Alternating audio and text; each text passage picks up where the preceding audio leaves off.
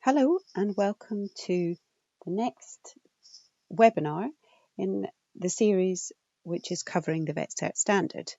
Now, on this webinar we're going to cover Unit 5 and Unit 6, and that's veteran trees, their value for people, and veteran trees, their cultural history values. These are shorter units and don't have quite as much detail under each of them, but equally are important to understand what's meant by them and what we expect in terms of your knowledge. So Unit 5, Veteran Trees, Their Value for People, you will be expected to describe the social value of veteran trees. Now what's that? Well, the social value of veteran trees, if it's, for example, a well-visited or renowned or symbolic tree, the picture here is from the major oak, and that is obviously a tree that's very well known and renowned.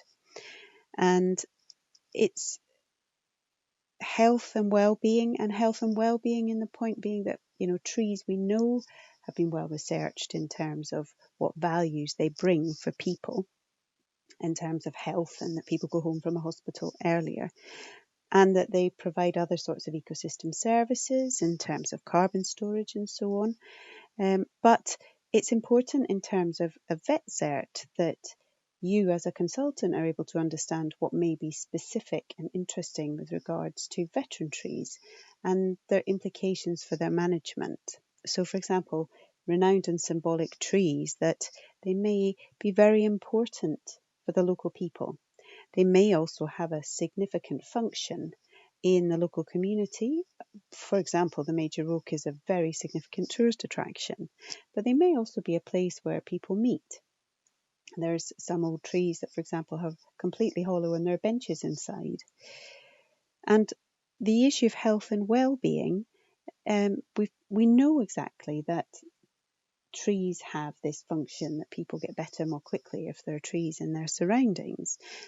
But some of that research has also highlighted that actually old trees and old woodlands that have more biodiversity and more variety, in fact, have an even greater impact, a greater positive impact on our health and well-being. It's less clear with ecosystem services, but we do know that old trees obviously have huge root systems very often and clearly have a function in terms of carbon storage. And they obviously produce oxygen. And then the issue of consultation and funding. If trees have this social value, which many of our historic and veteran trees and ancient trees do, that by including people, by being aware of their social values, and by consulting with that local community, you can potentially increase the likelihood of funding for work to the trees. So that's an important point for you as a VetCert consultant to be able to illustrate and understand. And that brings us on to the fact this public importance, the public support being important for protecting and management veteran trees. There are many examples of trees where consultation hasn't taken place. A tree has been proposed for felling and it's created a huge amount of uproar locally. And the understanding that, communicating with the local people, getting an understanding of the value of that tree to that local community, and then discussing what options there are for management will actually save time rather than create a lot of work in the longer term and bad feelings as well.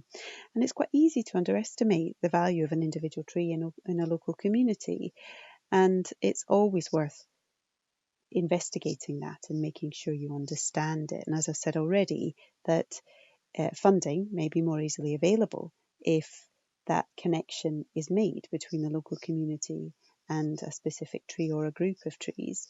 There's also a much better chance that the trees will be protected and less chance of vandalism, for example, if that connection is made and local people are involved in the decision making. So that's the kind of thing we would be expecting from a VetCert consultant, understanding that connection between people and their trees. It's a relatively small unit, but it doesn't mean that makes it less important. Now, some further reading in relation to this unit. There's a chapter in Helen Reid's book, Managing Veteran Trees of Landscape and Cultural Interest, chapter 10 about public access. There's also chapter 6 about landscape and advocacy for holistic and landscape scale management in ancient and other veteran trees, further guidance on management, and they're available from the Ancient Tree Forum website. There's also a book currently in Swedish, but with a very good summary in English about this issue about how we evaluate trees when they have social, cultural, and biodiversity values. And there's some useful points in there. So on to Unit 6, veteran trees, their cultural history value. This photograph here is actually a tree where parents take their children when they want them to stop using a dummy. The tree's not old, it's not a veteran tree by any means, it's really quite a young tree. But it's just an example of how a potentially tree that we might, a potentially nondescript tree, I guess, a tree that may be less of a veteran or an ancient in our mind, may still have significant cultural connection and have historical connection, even if it's not particularly old. So this unit is about recognising the historical, aesthetic and cultural context in which a veteran tree sit, and which trees sit, not just individual trees and groups of trees, but also how to describe how the location of veteran trees in cultural landscapes may introduce management challenges. Now, we've seen with some of the exams we've run so far that this has been one of the units where people have found it most challenging to be able to understand what is meant by this in terms of the knowledge that we would expect. So the first element here, recognise the historical, aesthetic and cultural context in which veteran trees sit. And that means that you would need to identify the past and or present aesthetic context that these trees sit within and how intact this is. So that's designed landscapes, agricultural landscapes, and in that means this has been a bit of a challenge, I think, in terms of what we mean by intactness. So it's how much of the original landscape and context remains. So if there's, for example, a single pollard in a grazed landscape that was once part of a much bigger wood pasture with pollarded trees, there's actually very little that's still intact.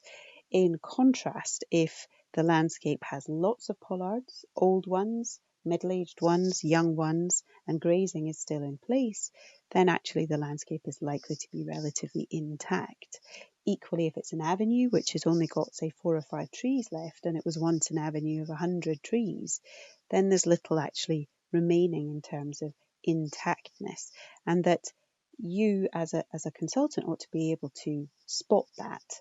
And if you don't see it, then you ought to be able to go and find out what the history is of that particular tree or group of trees or landscape. And I mean, obviously, obvious examples of this are avenues and wood pastures, but they may be in churchyards, they may be in orchards, it may be other sorts of designed landscapes, even in inner city parks, or even in the parklands, which we understand to be aesthetic landscapes. They may have been superimposed on what was an older deer park, which dates much, much further back in time, and understanding that context is important. Then, of course, trees have lots of different values under this particular heading. The cultural heritage aspect, so that a particular tree may be outside a churchyard and has that kind of connection with the tree because it was a yew tree, showing that this was a pagan site originally.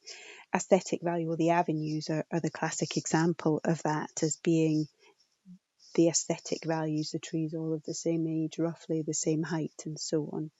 But that we may have these layers of history as well in these situations, which I've already mentioned, that the old deer park may be the kind of the base layer for what is a much more modern landscape design, where they incorporated the old trees and the old deer park, or hunting forest for that matter, into the aesthetically designed landscape. So it may be that trees are connected to a local person or an event. We know, for example, like I've said, sacred yew trees in churchyards. And it may also be the beauty, or in fact even the ugliness of the tree or the group of trees may be significant. If we take Epping Forest as an example, where the pollards in Epping Forest were considered to be very, very ugly.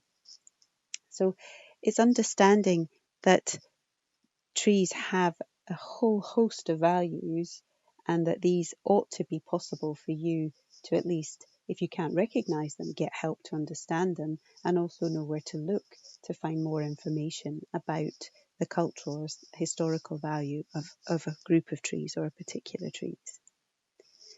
So the other part of this, of course, is about how the location and the kind of the cultural aesthetic may introduce management challenges. And that's a recurring theme throughout the VetCert standard. It's about applying your knowledge. And we want you to demonstrate an understanding of the unique history of each veteran tree in a variety of cultural, historic and aesthetic landscapes, and the management challenges that this may present. So if it's historic management, so if it's a formal designed landscape, that it may not be appropriate, for example, to retain dead wood on the ground exactly where it falls, and therefore the preference may be, in terms of the context, to move that decaying wood to a different location. Then it may be that digging of roots is an issue if the trees are in a churchyard. It may be that if it's an avenue, you need to consider how the trees are pruned and even the stages in which those trees are pruned. That it may be that more trees are done in the same year or the same period of time in comparison with what might be ideal, but because of the fact you have to take account of the aesthetic context.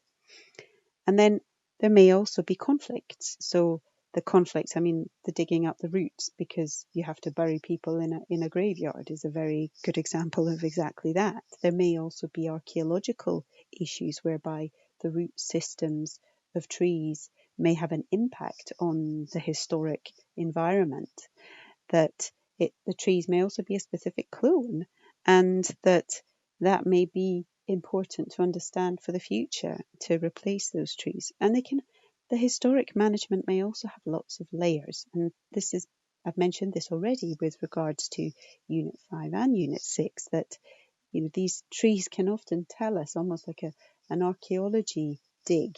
Trees can tell us a bit about the history that's gone before. So if a tree has been pollarded, then left, and then pollarded again at a different height, it can give you an idea as to what the history of that particular site and the history of management in particular. The challenge is obviously to be able to weigh all of these things up and to identify which is the most important layer and which kind of period of time in which to return to. But having an understanding of all of the different potential interests in relation to these trees in these locations will help to understand the direction of travel in terms of management to be recommended. So these are the kind of things that we would be expecting you to be able to demonstrate an understanding of. A couple of examples here where trees in churchyards, trees in avenues, and where you've got challenges of decaying wood, which may be a safety issue, but obviously is important for biodiversity. Then the fact that trees may well have naturally regenerated, but they're not the right species. So there can be all sorts of strange, different issues and layers of history and potential conflicts when managing old trees in these aesthetic landscapes. The other part of this is that we would expect you to be able to identify the opportunities and challenges faced by managers of famous trees and of sites with high visitor pressure. And the Major Oak is a very good example of that, where there's very high visitor pressure. Another is at Burnham Beeches, where they've had the cage pollard became so well visited after the book was published about Britain's 50 great trees that a fence had to be put up. So there's always these kind of challenges, but also opportunities. So compaction is the obvious one, and car parking and trampling. There may be vandalism too, that, a tree that attracts attention, that it may be set fire to. That's happened. People put rubbish in the hollows in the trees. So This also means greater numbers of people, potentially risk management becomes an issue. More people, higher risk and higher pressure to actually do pruning when it may not be best actually for the tree. But equally, when a tree is well known, it's actually potentially easier to get funding for it. It's also perhaps easier to share information and knowledge with regards to that particular tree. And that may help, in turn get money for other trees in the same area because that one attracts the attention.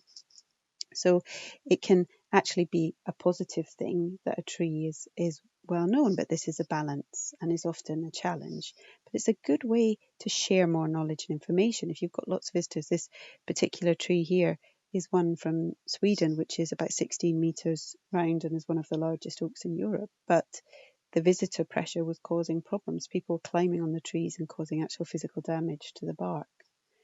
But equally, now the fence has been altered and now there's a kind of special stone where people can take a photograph of that tree, and it's a classic shot that people take a picture of this tree from that same location, and it means people are much less inclined to go in and climb on the tree. Here's some examples of it, and this is how it looks now. You can see, in fact, it looks worse than this now, but it's showing signs of being over loved almost. And here are some additional resources. I've mentioned some of these already. Chapter 6 in Helen Reid's book, and Conflicting Priorities.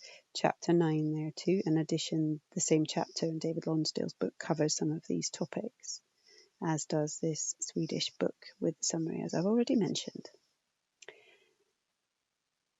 Then in addition, there are some resources. There's a VetCert video, which is about the management of veteran trees in urban areas, because very often these issues about the social and cultural values tend to be more closely associated where we also have people. And that's a short film which highlights some of the issues in relation to veteran trees in urban areas. Then there's also a vet tree video about risk management. We'll talk about that more in one of the units to come, but it's obviously relevant when there may be potential conflicts between risk and management of veteran trees.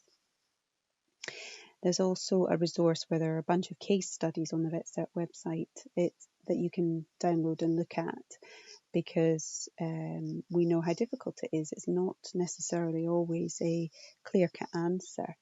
And some of the case studies we've taken are trees which are of particularly important interest just for an aesthetic point of view or a historic point of view.